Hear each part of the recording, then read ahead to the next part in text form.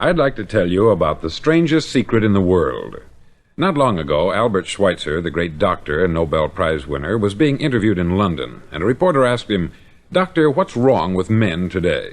The great doctor was silent a moment, and then he said, "Men simply don't think." And it's about this that I want to talk with you. We live today in a golden age. This is an era that man has looked forward, dreamed of, and worked toward for thousands of years. But since it's here, we pretty well take it for granted. We in America are particularly fortunate to live in the richest land that ever existed on the face of the earth, a land of abundant opportunity for everyone. But do you know what happens? Let's take 100 men who start even at the age of 25. Do you have any idea what will happen to those men by the time they're 65? These 100 men who all start even at the age of 25 believe they're going to be successful. If you asked any one of these men if he wanted to be a success, he'd tell you that he did. And you'd notice that he was eager toward life, that there was a certain sparkle to his eye, an erectness to his carriage, and life seemed like a pretty interesting adventure to him.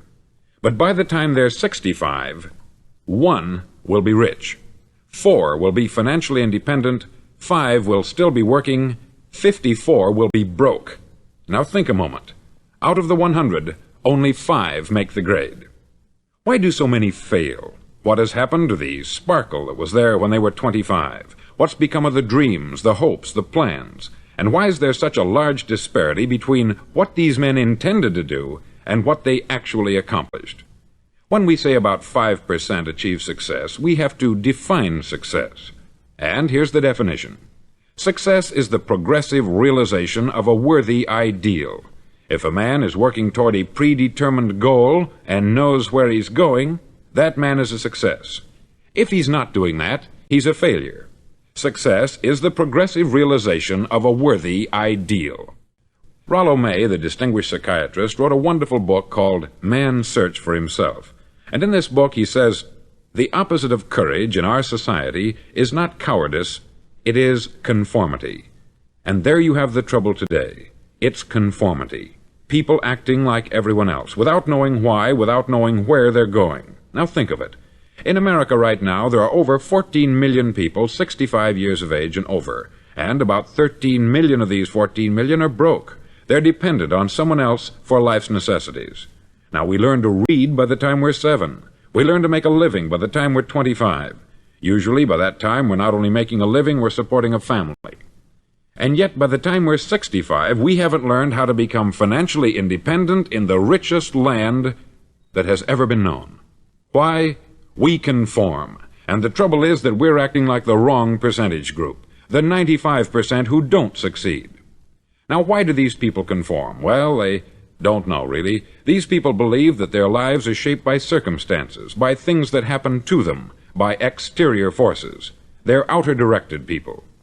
A survey was made one time that covered a lot of men, working men, and these men were asked this question. Why do you work? Why do you get up in the morning? 19 out of 20 had no idea. If you ask them, they'll say, everyone goes to work in the morning. And that's the reason they do it, because everyone else is doing it. Now let's get back to our definition of success. Who succeeds? The only man who succeeds is the man who is progressively realizing a worthy ideal. He's the man who says, I'm going to become this, and then begins to work toward that goal. I'll tell you who the successful people are. A success is the school teacher who's teaching school because that's what she wanted to do. The success is the woman who's a wife and mother because she wanted to become a wife and mother and is doing a good job of it. The success is the man who runs the corner gas station because that's what he wanted to do. The success is the successful salesman who wants to become a top-notch salesman and grow and build with his organization. A success is anyone who is doing deliberately a predetermined job because that's what he decided to do deliberately. But only 1 out of 20 does that. That's why today there isn't really any competition, unless we make it for ourselves. Instead of competing, all we have to do is create. Now, for 20 years, I looked for the key which would determine what would happen to a human being. Was there a key I wanted to know which would make the future a promise that we could foretell to a large extent? Was there a key that would guarantee a person's becoming successful if he only knew about it and knew how to use it? Well, there is such a key, and I've found it. Have you ever wondered why so many men work so hard and honestly without ever achieving anything in particular, and others don't seem to work hard and yet seem to get everything? They have the magic touch. You've heard them say that about someone. Everything he touches turns to gold. And have you ever noticed that a man who becomes successful tends to continue to become successful, and on the other hand, have you noticed how a man who is a failure tends to continue to fail? It's because of goals. Some of us have them, some don't. People with goals succeed because they know where they're going. Now think of a ship leaving a harbor, and think of it with the complete voyage mapped out and planned. The captain and crew know exactly where it's going and how long it will take. It has a definite goal. 9,999 times out of 10,000 it will get to where it started out to get. Now let's take another ship, just like the first, only let's not put a crew on it, or a captain at the helm. Let's give it no aiming point, no goal, no destination. We just start the engines and let it go. I think you'll agree with me that if it gets out of the harbor at all, it will either sink or wind up on some deserted beach a derelict. It can't go any place because it has no destination and no guidance. It's the same with a human being. Take the salesman, for example. There is no other person in the world today with the future of a good salesman. Selling is the world's highest paid profession, if we're good at it and if we know where we're going. Every company needs top-notch salesmen, and they reward those men. The sky is the limit for them. But how many can you find? Someone once said, the human race is fixed, not to prevent the strong from winning, but to prevent the weak from losing. The American economy today can be likened to a convoy in time of war. The entire economy is slowed down to protect its weakest link, just as the convoy had to go at the speed that would permit its slowest vessel to remain in formation. That's why it's so easy to make a living today. It takes no particular brains or talent to make a living and support a family today. So we have a plateau of so-called security, if that's what a person's looking for. But we do have to decide how high above this plateau we want to aim for. Now let's get back to the strangest secret in the world, the story that I wanted to tell you today. Why do men with goals succeed in life, and men without them fail? Well, let me tell you something which, if you really understand it, will alter your life immediately. If you understand completely what I'm going to tell you from this moment on, your life will never be the same again. You'll suddenly find that good luck just seems to be attracted to you. The things you want just seem to fall in line. And from now on, you won't have the problems, the worries, the gnawing lump of anxiety that perhaps you've experienced before. Doubt, fear, well, they'll be things of the past. Here's the key to success, and the key to failure. We become what we think about. Now let me say that again. We become what we think about. Throughout all history, the great wise men and teachers, philosophers and prophets have disagreed with one another on many different things. It is only on this one point that they are in complete and unanimous agreement. Listen to what Marcus Aurelius, the great Roman emperor, said. He said, "A man's life is what his thoughts make of it."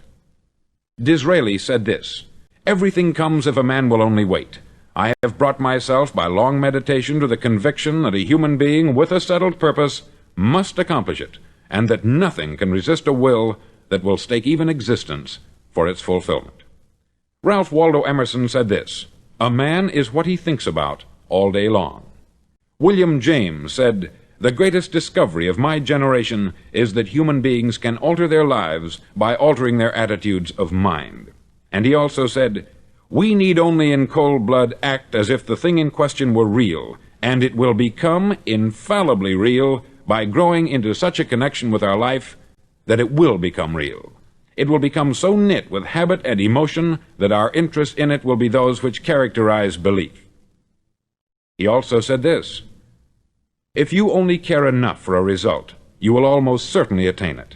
If you wish to be rich, you will be rich. If you wish to be learned, you will be learned. If you wish to be good, you will be good. Only you must then really wish these things, and wish them exclusively, and not wish at the same time 100 other incompatible things just as strongly." In the Bible you read, in Mark 9:23, "If thou canst believe, all things are possible to him that believeth." Dr. Norman Vincent Peale said this, "This is one of the greatest laws in the universe. Fervently do I wish I had discovered it as a very young man. It dawned upon me much later in life, and I've found it to be one of the greatest, if not my greatest discovery, outside of my relationship to God. And the great law, briefly and simply stated, is that if you think in negative terms, you'll get negative results. If you think in positive terms, you will achieve positive results. That is the simple fact which is at the basis of an astonishing law of prosperity and success. In 3 words, believe and succeed. William Shakespeare put it this way: "Our doubts are traitors, and make us lose the good we oft might win, by fearing to attempt." George Bernard Shaw said, "People are always blaming their circumstances for what they are. I don't believe in circumstances. The people who get on in this world are the people who get up and look for the circumstances they want, and if they can't find them, make them." Well, it's pretty apparent, isn't it? And every person who discovered this for a while believed that he was the first one to work it out. We become what we think about. Now, it stands to reason that a person who's thinking about a concrete and worthwhile goal is going to reach it, because that's what he's thinking about. And we become what we think about. Conversely, the man who has no goal, who doesn't know where he's going, and whose thoughts must therefore be thoughts of confusion and anxiety and fear and worry, becomes what he thinks about. His life becomes one of frustration, fear, anxiety, and worry. And if he thinks about nothing, he becomes nothing. Now, how does it work? Why do we become what we think about? Well, I'll tell you how it works as far as we know. Now, to do this, I want to tell you about a situation that parallels the human mind. Suppose a farmer has some land, and it's good, fertile land. Now, the land gives the farmer a choice. He may plant in that land whatever he chooses. The land doesn't care. It's up to the farmer to make the decision. Now, remember, we're comparing the human mind with the land, because the mind, like the land, doesn't care what you plant in it. It will return what you plant, but it doesn't care what you plant. Now, let's say that the farmer has 2 seeds in his hand. One is a seed of corn, the other is nightshade, a deadly poison. He digs 2 little holes in the earth, and he plants both seeds, one corn, the other nightshade. He covers up the holes, waters, and takes care of the land, and what will happen? Invariably, the land will return what is planted. As it's written in the Bible, "As ye sow, so shall ye reap." Remember, the land doesn't care. It will return poison in just as wonderful abundance as it will corn. So up come the 2 plants, one corn, one poison. Now, the human mind is far more fertile, far more incredible and mysterious than the land, but it works the same way. It doesn't care what we plant. Success, failure. A concrete, worthwhile goal, or confusion, misunderstanding, fear, anxiety, and so on. But what we plant, it will return to us. You see, the human mind is the last great unexplored continent on the earth. It contains riches beyond our wildest dreams. It will return anything we want to plant. Now, you might say, well, if that's true, why don't people use their minds more? Well, I think they've figured out an answer to that, too. Our mind comes as standard equipment at birth. It's free. And things that are given to us for nothing, we place little value on. Things that we pay money for, we value. The paradox is that exactly the reverse is true. Everything that's really worthwhile in life came to us free. Our mind, our soul, our body, our hopes, our dreams, our ambitions, our intelligence, our love of family and children and friends. All these priceless possessions are free, but the things that cost us money are actually very cheap and can be replaced at any time. A good man can be completely wiped out and make another fortune. He can do that several times. Even if our home burns down, we can rebuild it, but the things we got for nothing, we can never replace. The human mind isn't used merely because we take it for granted. Familiarity breeds contempt. It can do any kind of job we assign to it, but generally speaking, we use it for little jobs instead of big, important ones. Universities have proved that most of us are operating on about 10% of our abilities. Decide now. What is it you want? Plant your goal in your mind. It's the most important decision you'll ever make in your entire life. Do you want to be an outstanding salesman, a better worker at your particular job? Do you want to go places in your company, in your community? All you've got to do is plant that seed in your mind. Care for it. Work steadily toward your goal, and it will become a reality. It not only will, there's no way that it cannot. You see, that is a law, like the laws of Sir Isaac Newton, the laws of gravity. If you get on top of a building and jump off, you'll always go down. You'll never go up. And it's the same with all the other laws of nature. They always work, they're inflexible. Think about your goal in a relaxed, positive way. Picture yourself in your mind's eye as having already achieved this goal. See yourself doing the things you will be doing when you've reached your goal. Ours has been called the phenobarbital age, the age of ulcers and nervous breakdowns. At a time when medical research has raised us to a new plateau of good health and longevity, far too many of us worry ourselves into an early grave trying to cope with things in our own little personal ways, without learning a few great laws that will take care of everything for us. These things we bring on ourselves through our habitual way of thinking. Every one of us is the sum total of his own thoughts. He is where he is because that is exactly where he really wants to be, whether he'll admit that or not.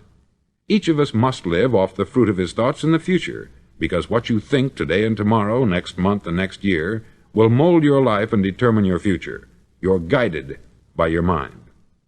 I remember one time I was driving through Arizona and I saw one of those giant earth-moving machines roaring along the road at about 35 miles an hour with what looked like 20 tons of dirt in it, a tremendous, incredible machine, and there was a little man perched way up on top with the wheel in his hands guiding it. And as I drove along, I was struck by the similarity of that machine to the human mind. Just suppose you're sitting at the controls of such a vast source of energy. Are you going to sit back and fold your arms and let it run itself into a ditch? Or are you going to keep both hands firmly on the wheel and control and direct this power to a specific, worthwhile purpose?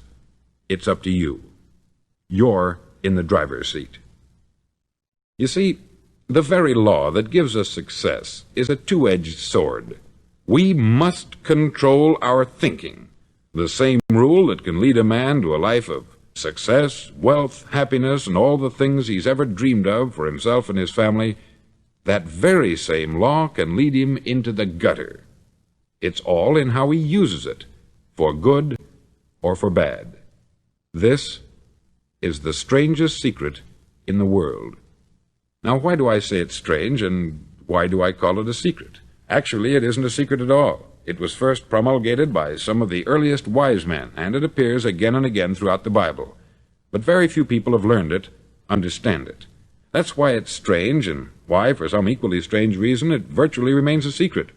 I believe that you could go out and walk down the main street of your town and ask one man after another what the secret of success is, and you probably wouldn't run into one man in a month who could tell you. Now, this information is enormously valuable to us, if we really understand it and apply it. It's valuable to us not only for our own lives, but the lives of those around us, our family, employees, associates, and friends. Life should be an exciting adventure. It should never be a bore. A man should live fully, be alive. He should be glad to get out of bed in the morning. He should be doing a job he likes to do because he does it well. One time I heard Grove Patterson make a speech, the editor-in-chief of the Toledo Daily Blade, and as he concluded his speech, he said something that I've never forgotten. He said something like this: "My years in the newspaper business have convinced me of several things, among them that people are basically good, and that we came from someplace, and we're going someplace. So we should make our time here an exciting adventure. The architect of the universe didn't build a stairway leading nowhere." And the greatest teacher of all, the carpenter from the plains of Galilee, gave us the secret time and time again. As ye believe, so shall it be done unto you. I've explained the strangest secret in the world and how it works. Now I want to explain how you can prove to yourself the enormous returns possible in your own life by putting this secret to a practical test. I want you to make a test that will last 30 days. Now, it isn't going to be easy. If you'll give it a good try, it will completely change your life for the better. Back in the 17th century, Sir Isaac Newton, the English mathematician and natural philosopher, gave us some natural laws of physics which apply as much to human beings as they do to the movement of bodies in the universe. Now, one of these laws is that for every action, there is an equal and opposite reaction. Simply stated, as it applies to you and me, it means we can achieve nothing without paying the price. The results of your 30-day experiment will be in direct proportion to the effort you put forth. To be a doctor, you must pay the price of long years of difficult study. to be successful in selling, and remember that each of us succeeds to the extent of his ability to sell, selling our families on our ideas, selling education in schools, selling our children on the advantages of living the good and honest life, selling our associates and employees on the importance of being exceptional people, to, of course, the profession of selling itself. But to be successful in selling our way to the good life, we must be willing to pay the price. Now, what is that price? Well, it's many things. First, it's understanding emotionally, as well as intellectually, that we literally become what we think about, that we must control our thoughts if we're to control our lives. It's understanding fully that, as ye sow, so shall ye reap. Secondly, it's cutting away all the fetters from the mind and permitting it to soar as it was divinely designed to do. It's the realization that your limitations are self-imposed, and that the opportunities for you today are enormous beyond belief. It's rising above narrow-minded pettiness and prejudice. Thirdly, to use all your courage to force yourself to think positively on your own problem, to set a definite and clearly defined goal for yourself, to let your marvelous mind think about your goal from all possible angles, to let your imagination speculate freely upon many different possible solutions, to refuse to believe there are any circumstances sufficiently strong to defeat you in the accomplishment of your purpose, to act promptly and decisively when your course is clear, and to keep constantly aware of the fact that you are, at this moment, standing in the middle of your own acre of diamonds, as Russell Conwell used to point out. Fourth, save at least 10% of what you earn. It's also remembering that no matter what your present job, it has enormous possibilities if you're willing to pay the price. Now let's just go over the important points in the price each of us must pay to achieve the wonderful life that can be ours. It is, of course, worth any price. 1. You will become what you think about. 2. Remember the word imagination. Let your mind soar. 3. Courage. Concentrate on your goal every day. 4. Save 10% of what you earn.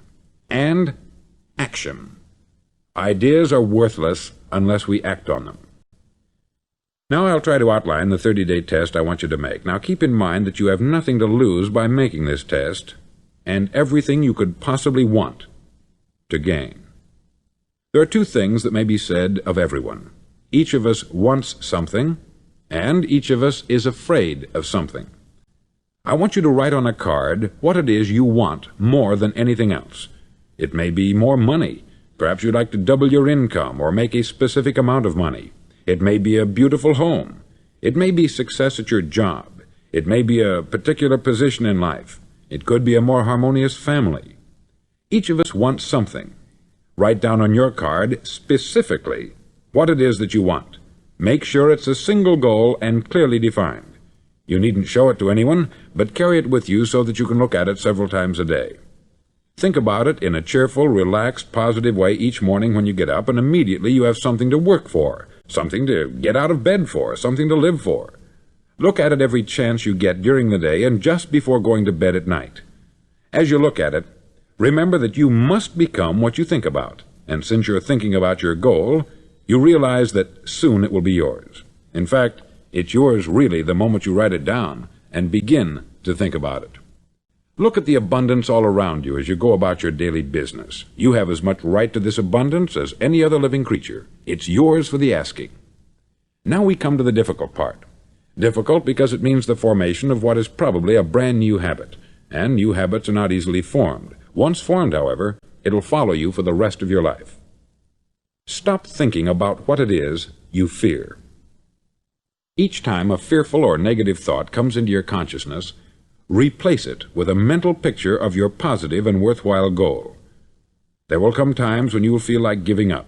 It's easier for a human being to think negatively than positively. That's why only 5% is successful. You must begin now to place yourself in that group. For 30 days you must take control of your mind. It will think only about what you permit it to think. Each day for this 30-day test, do more than you have to do. In addition to maintaining a cheerful, positive outlook, give of yourself more than you've ever done before. Do this knowing that your returns in life must be in direct proportion to what you give. The moment you decide on a goal to work toward, you're immediately a successful person. You're then in that rare and successful category of people who know where they're going. Out of every 100 people, you belong to the top 5. Don't concern yourself too much with how you're going to achieve your goal. Leave that completely to a power greater than yourself. All you have to do is know where you're going. The answers will come to you of their own accord. Remember these words from the Sermon on the Mount, and remember them well. Keep them constantly before you this month of your test. Ask, and it shall be given you. Seek, and ye shall find. Knock, and it shall be opened unto you. For every one that asketh receiveth, and he that seeketh findeth, and to him that knocketh it shall be opened. It's as marvelous and as simple as that. In fact, it's so simple that in our seemingly complicated world it's difficult for an adult to understand that all he needs is a purpose and faith. For 30 days, do your best. If you're a salesman, go at it as you've never done before, not in hectic fashion, but with the calm, cheerful assurance that time well spent will give you the abundance in return you deserve and want.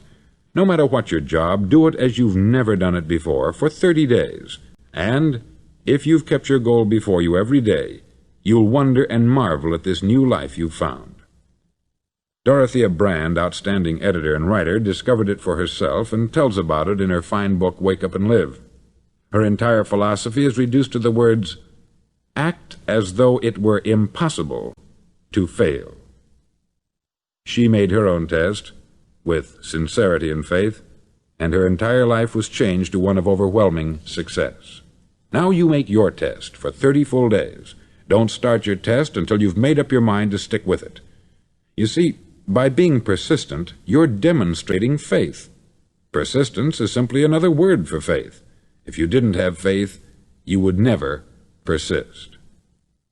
If you should fail during your first 30 days, by that I mean suddenly find yourself overwhelmed by negative thoughts, you've got to start over again from that point and go 30 more days. Gradually your new habit will form until you find yourself one of that wonderful minority to whom virtually nothing is impossible. Don't forget the card. It's vitally important as you begin this new way of living. On one side of the card, write your goal, whatever it may be. On the other side, write the words we've quoted from the Sermon on the Mount. Ask, and it shall be given you. Seek, and ye shall find. Knock, and it shall be opened unto you. In your spare time during your test period, read books that will help you. Inspirational books like the Bible, Dorothea Brand's Wake Up and Live, The Magic of Believing by Claude Bristol, Think and Grow Rich by Napoleon Hill, and other books that instruct and inspire. Nothing great was ever accomplished without inspiration.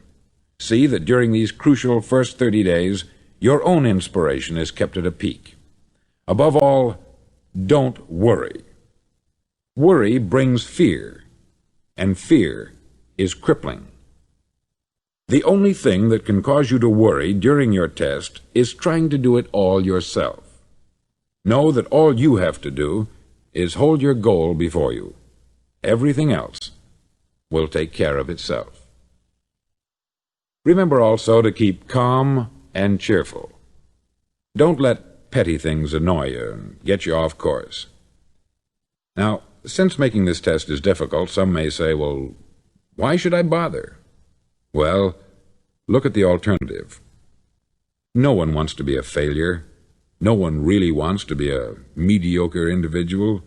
No one wants a life constantly filled with worry, fear, and frustration. Therefore, remember that you must reap that which you sow. If you sow negative thoughts, your life will be filled with negative things. If you sow positive thoughts, your life will be cheerful, successful, and positive. Now, gradually, you will have a tendency to forget what you've heard on this record. Play it often. Keep reminding yourself of what you must do to form this new habit. Gather your whole family about and listen to what's been said here at regular intervals. You know, most men will tell you that they want to make money without understanding the law. The only people who make money work in the mint. The rest of us must earn money. This is what causes those who keep looking for something for nothing or a free ride to fail in life. The only way to earn money is by providing people with services or products which are needed and useful. We exchange our product or service for the other man's money. Therefore, the law is that our financial return will be in direct proportion to our service. Success is not the result of making money. Making money is the result of success, and success is in direct proportion to our service. Most people have this law backwards. They believe that you're successful if you earn a lot of money. The truth is that you can only earn money after you're successful. It's like the story of the man who sat in front of the stove and said to it, "Give me heat, and then I'll add the wood." How many men and women do you know, or do you suppose there are today, who take the same attitude toward life? There are millions. We've got to put the fuel in before we can expect heat. Likewise, we've got to be of service first before we can expect money. Don't concern yourself with the money. Be of service. Build, work, dream, create. Do this, and you'll find there's no limit to the prosperity and abundance that will come to you. Prosperity is founded upon a law of mutual exchange. Any person who contributes to prosperity must prosper in turn himself. Sometimes the return will not come from those you serve, but it must come to you from someplace, for that is the law. For every action, there is an equal and opposite reaction. As you go daily through your 30-day test period, remember that your success will always be measured by the quality and quantity of service you render, and money is a yardstick for measuring this service. No man can get rich himself unless he enriches others. There are no exceptions to a law. You can drive down any street in America and from your car estimate the service that's being rendered by the people living on that street. Had you ever thought of this yardstick before? It's interesting. Some, like ministers and priests and other devoted people, measure their returns in the realm of the spiritual, but again, their returns are equal to their service. Once this law is fully understood, any thinking person can tell his own fortune. If he wants more, he must be of more service to those from whom he receives his return. If he wants less, he has only to reduce this service. This is the price you must pay for what you want. If you believe you can enrich yourself by deluding others, you can only end by deluding yourself. It may take some time, but just as surely as you breathe, you'll get back what you put out. Don't ever make the mistake of thinking you can avert this. It's impossible. The prisons and the streets where the lonely walk are filled with people who tried to make new laws just for themselves. We may avoid the laws of man, but there are greater laws that cannot be broken. An outstanding medical doctor recently pointed out 6 steps that will help you realize success. 1. Set yourself a definite goal. 2. Quit running yourself down. 3. Stop thinking of all the reasons why you cannot be successful, and instead think of all the reasons why you can. 4. Trace your attitudes back through your childhood and try to discover where you first got the idea you couldn't be a success, if that's the way you've been thinking. 5. Change the image you have of yourself by writing out a description of the person you would like to be. And 6. Act the part of the successful person you have decided to become. The doctor who wrote those words is a noted West Coast psychiatrist, David Harold Fink, M.D. Do what all experts since the dawn of recorded history have told you you must do. Pay the price by becoming the person you want to become. It's not nearly as difficult as living unsuccessfully. Make your 30-day test.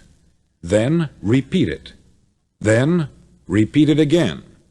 Each time it will become more a part of you until you'll wonder how you could ever have lived any other way. Live this new way and the floodgates of abundance will open and pour over you more riches than you may have dreamed existed. Money? Yes, lots of it. But what's more important, you'll have peace. You'll be in that wonderful minority who lead calm, cheerful, successful lives. Start today. You have nothing to lose, but you have a life to win. Hi, this is Dan Strutzel. At this moment, you're probably feeling excited, inspired, motivated, empowered, and most importantly, ready to apply the information you've just heard. We at Nightingale Conant want you to keep that feeling going today, tomorrow, and for the rest of your life, and use it to create the life of your dreams. But we know that's not always easy to do. I'm going to share with you a simple yet extremely effective secret that will help you to maintain the motivation you're feeling right now and really achieve the goals that first inspired you to listen to this program. It's called the Online Mission Statement Builder. In just 5 short minutes, this free, easy-to-use online service will give you a detailed, clearly defined, printed statement of your life's mission that will give you the power to truly accomplish any goal, spiritual, personal, or financial. Your mission statement will be like a guiding light, keeping you focused on what's important, the person you're becoming, the life you dream of, and the goals you plan on achieving, so your life unfolds exactly the way you want it to. Use this free service now, and you'll immediately propel yourself toward the achievement of your goals and dreams. I know, because thousands of people have already taken this opportunity and experienced rapid and dramatic life transformations as a result. This is your invitation to be next. If you're committed to having more, doing better, and living life to the absolute fullest, and you'd like to achieve those goals in record time, simply visit our website at www.nightingale.com/mission statement to begin the process. That's www.nightingale.com/mission statement. Remember, there is no cost for this powerful service and no obligation, but I do urge you to visit www.nightingale.com/mission statement now. If you hesitate, the momentum you feel now may fade away over the days and weeks to come. That's what happens to most people. They let their hopes and dreams pass them by. Please don't let that be you. Take action now, and you'll change your personal, professional, and financial future immediately and forever. Go to www.nightingale.com/mission statement today.